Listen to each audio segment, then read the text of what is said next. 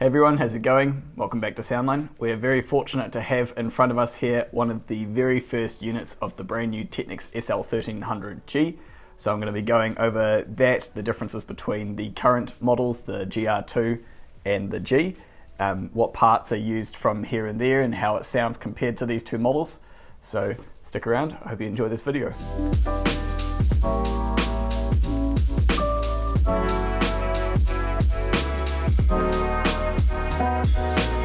So the SL-1300G sits firmly between the 1200 GR2 and the 1200G, both in price and in performance. There are various things that they have used from each of these models to create this, and there's even some design elements from the reference series SL-1000 turntable used in this as well. So I'll kind of go over those one by one eventually, and I will talk about the sound differences between these. But I'm going to start off just with what you can see in front of me, which is the aesthetics difference. From an aesthetic standpoint, the SL-1300 is more similar to the GR2 model. You'll see we've got a black GR2 and then the silver G here. In terms of like the finish quality, the silver styling, I'm told, is not exactly the same as the GR2, but it is pretty similar. You can see with the G that it's a bit more of this, brushed aluminium finish, whereas the 1300 is a bit more of this kind of matte silver color. I do really like it. I think it's really nicely finished. The big differences you notice right away though are clearly this turntable here is designed more for like a hi-fi lifestyle aesthetic. Even though the GR2 and the G are both hi-fi turntables more than they are DJ turntables, these models are clearly born out of that DJ heritage and DNA that Technics have with the SL-1200. They've still got the pitch slider, they've got the strobe and the dots on the side of it, of the platter and that sort of thing. And even though those aren't really necessary in hi-fi, they put them on these models just because it's really paying homage to and recognizing the success of the Technics SL-1200. The SL-1300G is more styled like the SL-1500, where it's really minimalist. They got rid of the pitch slider, they got rid of the dots on the side of the platter and the strobe and the little pop-up light, and they made the buttons a lot more kind of short, or a lot more shallow and just sort of clicky. These are more similar to the buttons you get on the SL-1000. So from an aesthetic standpoint, overall, it's just clearly a more hi-fi oriented turntable and more minimal in design. So in terms of the various different parts that are used in this turntable, there are parts that are used on the GR2 model that they have brought onto this, and there are parts from the G that they have brought down to this. I'll try and go through them as clearly as I can one at a time, but you can easily find out some of this information just by checking out their website and seeing their comparison charts and that sort of thing. Talking about what it has in common with the GR2 first, right? So we talked about the aesthetic being kind of similar to that, but a little bit less DJ oriented. The chassis are both two-layer chassis, although the new chassis for the 1300, it's not the exact same. It's not like they've just taken this chassis and started using the same part. This chassis is now strengthened with internal metal ribs to make the whole chassis itself more rigid and a little bit more heavy. This is a technology they employ in the SL-1000 turntable, and they had great success with how they improved the sound, so they are now implementing that on this.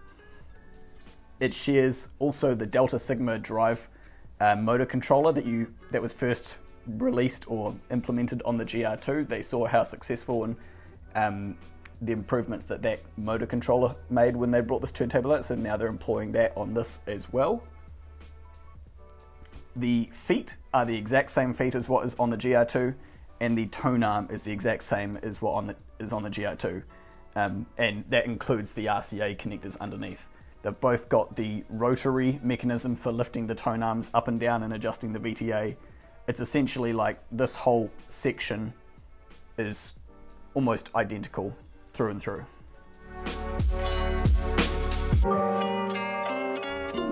Okay, so now to talk about the parts which the 1300 has in common with the higher end G series turntable. It really comes down to a couple of things. It's the platter and the motor.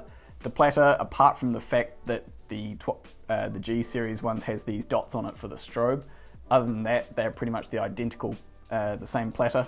They're a 3-layer, 3.4 kilo rubber, aluminium, brass platter. You can see this has got the lovely brass layer on the top, and they're hand balanced at the factory. They only go on the turntable one way when you're assembling it, so that's how they make sure you always get it balanced every time you assemble it. And then the motor is the exact same as well. It's a twin rotor, single stator motor. So they've used, you know, the more powerful motor from the G to control this big heavy, to power this big heavy platter, but then they've used the superior motor controller from the GR2, the Delta Sigma drive. And then in terms of speed accuracy, I think it's a new part, but they're using this high resolution optical encoder for constantly checking the speed on it and making corrections where needed. I don't think it's the exact unit, but it is most similar to the optical encoder used on the SL-1000 reference turntable, so the speed accuracy on this should be off the charts.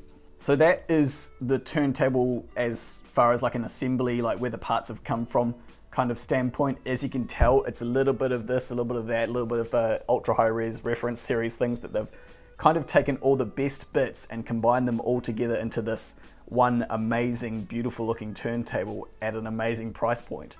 The most important thing that we should probably now talk about is how it sounds. I had a listen to it yesterday with the same cartridge compared to these two turntables here, and my main takeaway from it is that it sounds more like the G than it does like the GR2, but it's priced more like the GR2 than it does the G, so it's an absolute slam dunk.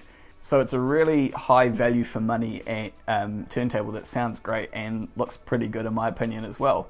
In terms of the actual sound differences that I heard when I was listening to these three turntables, when I went from the GR2 up to the G, the speakers started to disappear a lot more and the sound just became a lot more three-dimensional in terms of its sound staging, and it got a bit warmer and a bit meatier sounding, which usually I think comes from having the heavier platter.